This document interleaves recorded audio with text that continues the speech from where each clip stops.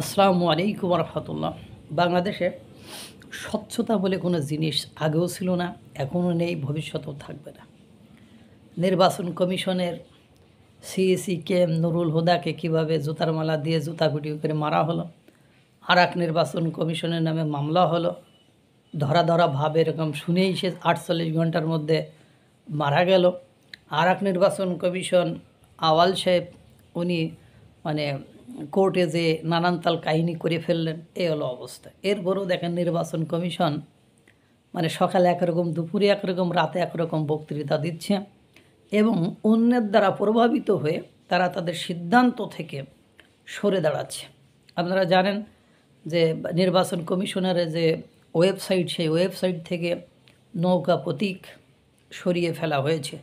যদিও কর্তৃপক্ষ এটা বর্ণনা দেয়নি, কিন্তু ওয়েবসাইটে ঢুকে সাংবাদিকরা দেখেছে, সেখান থেকে সেটা সরিয়ে দিয়েছে। আরে ভাই, এভাবে প্রতীক সরিয়ে এ করে তা করে কাউকে দমিয়ে রাখা যায় না। আজকে গোপালগঞ্জ যা দেখেন উত্তেজনা, গোপালগঞ্জবাসীর কাণ্ড কারখানা দেখছেন না, এবং যারা গিয়েছে তারা তো প্রশাসনের প্রোটেকশনেই গিয়েছে, আপনারা দেখেছেন।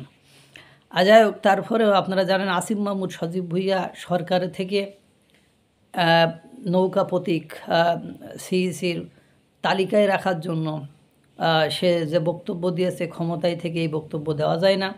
তিনি আবার লিখেছেন যে উপদেষ্টা থেকে এই ধরনের বক্তব্য দেওয়া যায় না, কিন্তু আমি ব্যক্তিগত একজন নাগরিক হিসাবে, তা নাগরিক হিসাবে করলে আপনি ওই ক্ষমতা ছেড়ে দিয়ে নাগরিকের লাইনে আসেন, ওই যে নাইদের মতন ওখানে চলে আসেন, আপনি ওখানে থেকে কথা বলতে পারেন না। এই কথা বলার পরপরই বা স্ট্যাটাস দেওয়ার পরপরই সেখান থেকে এটা সরিয়ে দেওয়া হয়েছে।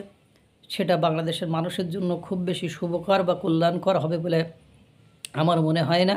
এবং জানেন তো আপনারা, এর আগে এনসিপি শাপলা প্রতীক ইনক্লুড করতে বলেছিল আর নৌকা প্রতীকে বাদ দিতে বলেছিল। তারই ধারাবাহিকতায় সিইসি এই কাম করে ফেলেছে। অর্থাৎ বর্তমান সিইসি যে নিরপেক্ষ ভূমিকায় নেই বা অন্যের দ্বারা প্রভাবিত হচ্ছে, সেটার নমুনা এখান থেকেই বোঝা যায়।